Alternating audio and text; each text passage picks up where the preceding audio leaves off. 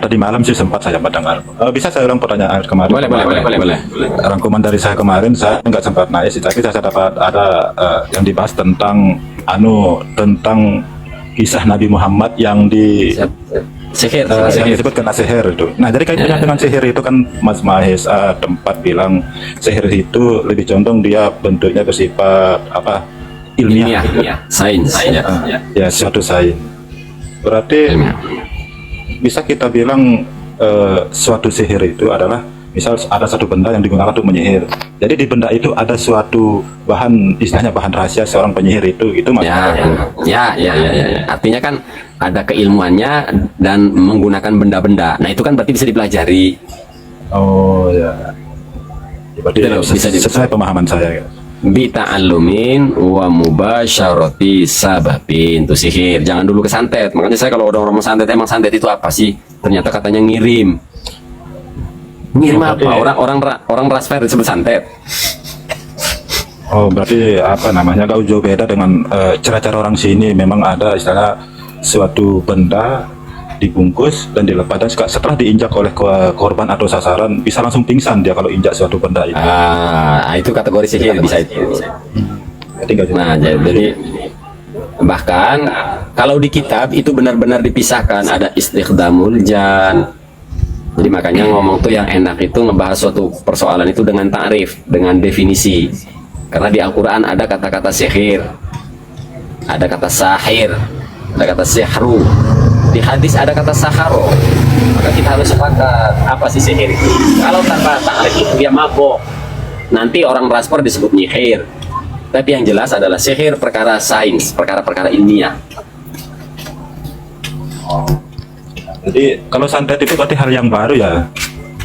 Ini maksud saya pengembangan dari sihir itu, informasinya katanya dan santet atau apa. Nanti dulu saya nggak taslim dulu, nggak menerima dulu. Santet ini kan adalah sebuah bahasa istilah yang dimunculkan di Jawa atau di Nusantara. Santet. Nah, bisa jadi bentuknya beda antara di Jawa dengan di Bali, dengan di Sumatera, dengan di Kalimantan, dengan di Sulawesi. Ketika orang ngomong santet, versi Jawa tuh begini. Nah, makanya saya selalu ngomong pakai ukuran, nggak ngomong tuh apa sih santet, gitu loh. Nah, yang saya bantah itu bukan tentang keberadaan santet, Pak Kuning, tapi bahwa keberadaan santet menggunakan dalil sihir. Nah, itu yang saya bantah. Maka saya kalau ditanya santet, loh, saya emang nggak pernah ngomong ini santet. Jadi saya emang nggak bisa ditanya, coba jelaskan santet itu apa. Loh, saya nggak ngerti santet itu apa. Tapi kalau kamu bilang misalnya, mereka bilang bahwa santet itu sihir, di Al-Quran ada sihir, nanti dulu kita bisa berdebat 24 jam, 3 hari 3 malam. Tapi ini 3 hari 3 malamnya Mahesa ya, bukan 3 hari 3 malamnya Ki Imaduddin. 3 hari 3 malamnya Mahesa ini. Kita bisa bedah dengan puluhan kitab ini. Ketika mereka menetapkan adanya santet, adanya guna-guna dengan ayat-ayat sihir, nanti dulu kita debat 3 hari 3 malam. Tapi saya tidak mau menjelaskan apa itu santet, karena saya nggak pernah mendiagnosa, menetapkan adanya santet. Saya hanya akan bisa jawab santet itu ada atau tidak ada setelah orang ngomong santet itu mendefinisikan, mengargumentasikan, mendalilkan. Alhasil, jangan dulu berdalil tentang adanya santet itu dengan ayat Al-Quran sah sihir nanti dulu, gitu loh. Paham nggak? Pamik, nangkep nggak? Nangkep ya. Saya mematangkan pemahaman saya yang tadi malam yang dibahas itu. Jadi sekarang makin paham lagi, masuk akal, sudah masuk ya. Saya buat sederhana, bahkan di dalam kitab Bughya, sihir, contoh sihir itu sulap. Jadi sulap dikategorikan sihir. Lalu di Al-Quran juga sulap. Bikin apa? Allah menceritakan sihir di dalam Al-Quran, itu isinya sulap, praktek sulap. Kalau sekarang sulap, ya apa? Mau membantah apa? Silahkan datangkan 1000 pemikir untuk membantah statement saya. Monggo. Bahwa sihir yang diceritakan Allah di dalam Al-Quran, itu kalau orang sekarang sulap. Nah, kan begitu loh. Loh, saya berani berstatement sulap itu sihir. Oh, saya siap dengan segudang argumen. Nah, Al-Quran kan ngomong-ngomong sihir. Oh, ternyata prakteknya sulap. Wih, aduh, kena saya di-report ini. Aduh. Ya. Bentar nanti, jangan ngomong dulu, biar fokus saya.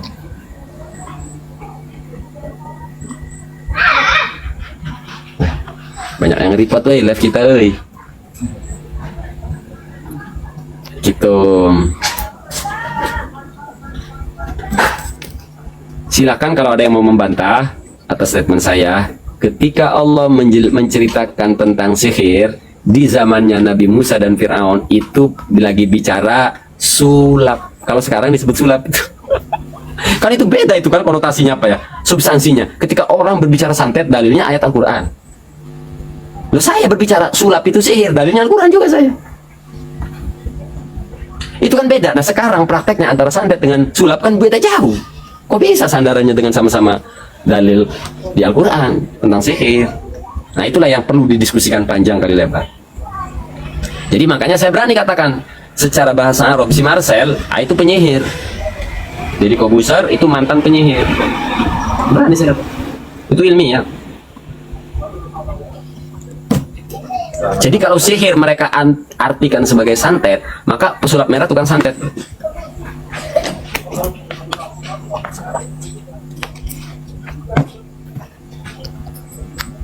Ya sudah maju di benak saya Pak Ustadz, karena itu bahkan secara di film-film kata kita lihat film sihir itu kebanyakan pasti akan meracik sesuatu bahan-bahan sebelum menyihir itu.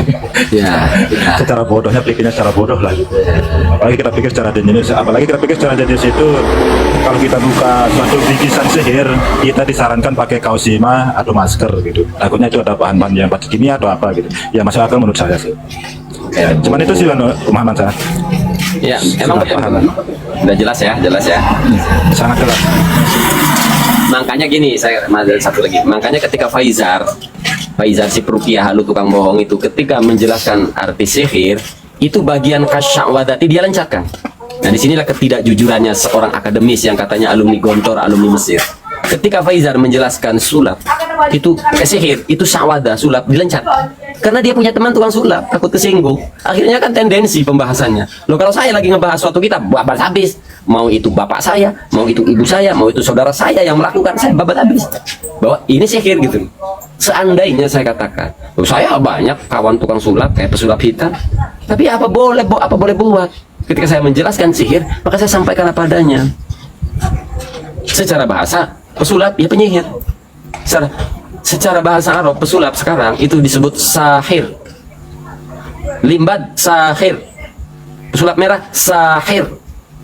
Semua pesulap di Indonesia secara bahasa Arab itu mereka disebut musya'widah ataupun sahir.